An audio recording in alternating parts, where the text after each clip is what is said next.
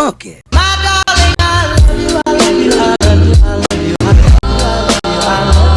Hey guys, so first year is almost at the end and you guys will soon be starting your first years, so I decided to let you guys know about the books that you need to buy. When I was at the beginning of my first year, I researched so much that which book is the perfect, and I did not buy any book that I did not use at all except a few. So let me share it with you guys. First of all, for anatomy. So anatomy is a very vast subject, like all these books are just for anatomy. You see, not even. So let me tell you. So anatomy is divided into gross anatomy, histology and embryology. And we also need to study another book, that is the General Anatomy Handbook. Now, for the gross, I followed BDC. It has 4 volumes along with this General Anatomy book, and most of my friends followed BDC only. Some of them also followed Vishram Singh, which is also a good book, and it is known for its diagrams. It has simple diagrams and it can be easily drawn. So let me show you what's inside this book. So the gross anatomy is divided into 4 parts.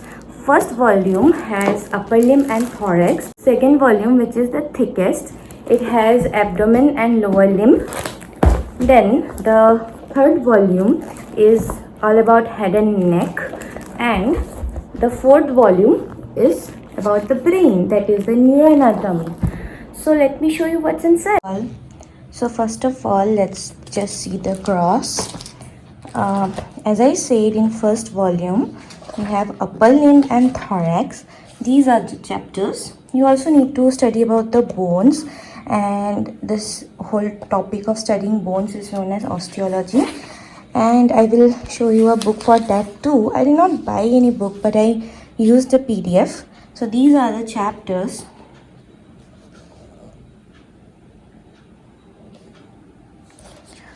So I preferred BDC. I studied the PDF of Vishram Singh also before buying these. So let's start with pectoral region. The important things that you need to study about this chapter is the mammary gland or the breast. So you can notice that I have not marked at all, but that doesn't mean I do not study. Axilla chapter, we have the important topic, that is the brachial plexus. In the chapter arm, we have cubital fossa. These diagrams were pretty easy for me, and hence I chose BDC. And you can go for Vishram Singh also. It totally depends on your choice. Next volume, volume 2 is all about abdomen and lower limb. So for abdomen, we need to study different organs, like here we have the stomach, the blood supply of stomach, lymphatic drainage, and these all need to be memorized. And the drawing also, you need to learn the drawing also. It's quite easy actually. Then for head and neck, it's all about all the bones in your head and nerve supply, artery supply. And this is the parotid gland, and the diagrams are quite simple. Then for the brain, that is neuroanatomy, these are the ventricles of our brain. This is the accommodation reflex diagram. And these are the flow charts. Flow charts are also given. So this is the perfect book. This was all about the gross anatomy. Next, let's talk about histology. So in histology, I followed this book, I.B. Singh. It is a very precise book, and it does not give you that much of a vast experience. It has all the things that we are needed to study. Histology, many of my friends also followed DFIOR. you just need to follow any one book, either DFIR or Ivy Singh, and according to me Ivy Singh is okay. Let's see the histology. In histology, everything is pink and purple, and I actually quite like this subject. We need to draw these things. This is thymus. We will have to draw it in our practical copies, and it gives all the pretty good explanation. I have marked, you can see. So this was about histology. So next, let's talk about embryology. I followed Ivy Singh for embryology too, but I also just read a little bit gist of this Langman's embryology. I did not buy it actually. I used the PDF, and this book is from library. So I just used it for some diagrams and all, but mostly I studied it from Ivy Singh only. So let me show you. Now let's talk about embryology. Here we can see the diagrams are pretty simple and easy to draw. This is the structure of placenta, and you can see it is quite easy to draw. Then these are quite simple diagrams. You need to memorize this to draw in your exams. These are the chromosomal disorders. So yeah, this has pretty concise and proper notes, so you don't need to make notes for embryology. Now about Langman.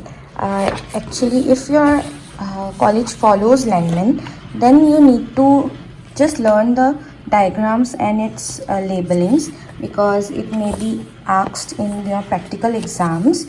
Reading from Langman is kind of knowledge giving, but it's very vast, and you just need to learn the diagrams and the labelings to ace your practical exams. That's it. Now about the general anatomy. It has some basic topics. You don't need to study it in that much details, but if you want to build a concept, and so that it's easy for you to understand some basic terms, then you might like to read this entire book. And question also comes from this book. Don't think that question is not given from this book. It just gives you a basic idea of everything. It's just a basic that you need to read before you start reading these. For dissection, we were suggested this book. It is the Cunningham's Manual of Practical Anatomy, but I did not read it once in my life at all. I just bought it because teachers told me so. We need to say the steps of dissection. So I think I may start reading this, but I still advise you to just download the PDF. That's all. So these are the books that you actually need to study for anatomy only. बस इतने ही पढ़ने हैं. Let's talk about physiology. So the standard book for physiology, as everybody says, is Guyton and Hall. Beautiful pictures, beautiful writings, but to ace your exams, you need to follow A.K. Jain. A.K. Jain has 2 volumes, and it has much concise and good notes. You don't need to make notes for physio also. If you are lazy and you just want to read, then A.K. Jain is your guide. So let me show you what's inside. So this is the beautiful book of Guyton and Hall, Medical Physiology. Let me show the contents first. So these are the contents: nerve muscle physiology, blood, then cardiovascular physiology, respiration, GIT, renal, endocrine system, reproduction, CNS, and integrative physiology. So now let's see what's inside. Let us take this chapter of blood groups. So it's a short chapter, but here it's given as in a long way, not that long too. Here the graph, some tables. What is this? Oh, this is about erythroplastosis fetalis. Then let's see another chapter, cardiac muscle diagram, and lots of text. And then there is another diagram. Okay, so now let's compare these two chapters, that is the blood group chapter and the cardiac muscle chapter, properties of cardiac muscle chapter, with EKG. Here is the contents of first volume, 7 units as I said. Blood, let's see the blood groups chapter. So here is the blood groups chapter. It is very concise, tables, and this is the experiment that you need to perform. You will be taught about this in hematology practicals. This is the RH blood group. Here we have some diagrams and another dangers, hazards of blood transfusion, very important. And that's it about blood group. Next, let's see the chapter. Here it is, cardiac muscle. We also have this same diagram. Then some graphs and all. You can compare it. You will be more interested to study from EKG rather than Guyton, because it has all the points that you need to learn, and Guyton has too many things, you know. So let me show you the second volume. This is it.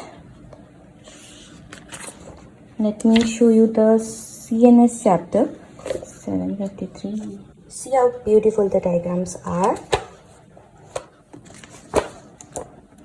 Okay, this is the sensory system. These are the transverse sections. These are the paralysis, types of paralysis. Then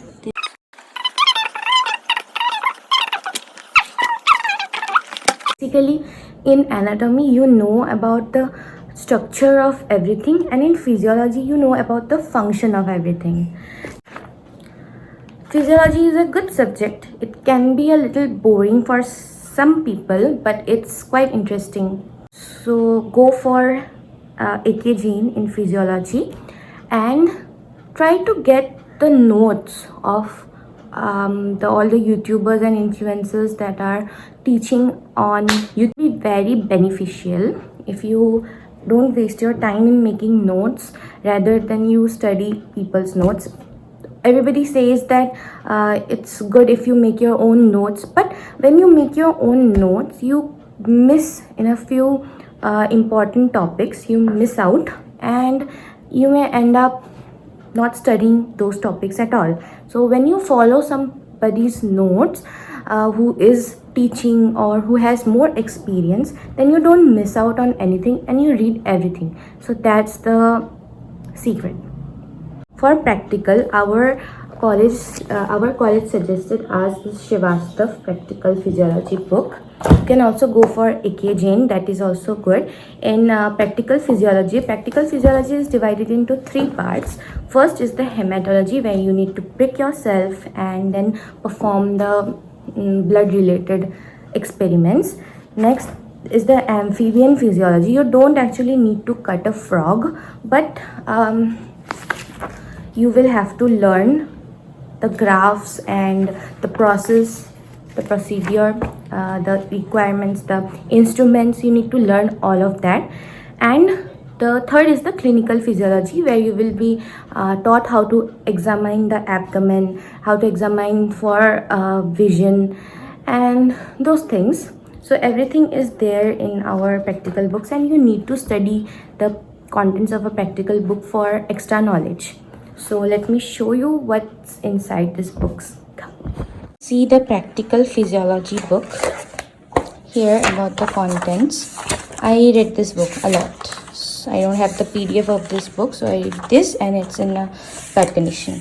So this is the hematology part. These things you will have to perform. The determination of bleeding and clotting time. So you need to learn what is bleeding time, clotting time, prothrombin time. This is another test. Then the source of blood from where you draw, and then the commonly used anticoagulants. Then some information are here. You don't need to write everything, but you need to study so that if examiner asks you in the viva, you can answer.